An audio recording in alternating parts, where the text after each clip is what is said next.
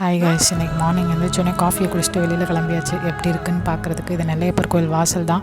நல்லா தண்ணி வடிஞ்சிருந்தது. ஜங்ஷனும் ஓரளவு ரெக்கவர் ஆகிருந்தது. பட் கொஞ்சம் இடத்துல தண்ணி இருந்தது.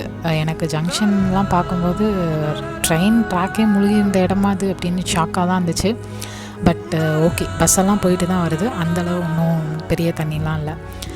அடுத்து தாமிரபரணி பாலத்தை பார்க்கும்போது தான் ரொம்ப ஷாக்காக இருந்தது. ஏன்னா தண்ணி ரொம்ப கீழே மட்டத்தில் போயிட்டு இருந்தது. பட் பாலம் கீழே லைட்டாக டேமேஜ் ஆனதை பார்க்க முடிஞ்சுது. லைட்டாக அந்த செங்கல்லாம் உடஞ்சி இருக்கிறதெல்லாம் பார்க்க முடிஞ்சுது.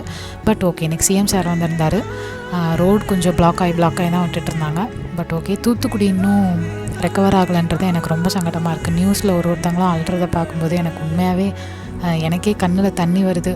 ஸோ நான் கண்டிப்பாக கடவுள்கிட்ட வேண்டிக்கிறேன். கண்டிப்பாக சீக்கிரமாக ரெக்கவர் ஆகணும். கடவுள் கண்டிப்பாக அதுக்கு வழி விடணும். ஸோ அவ்வளோதான் கைஸ், இன்னைக்கு பார்க்கலாம்.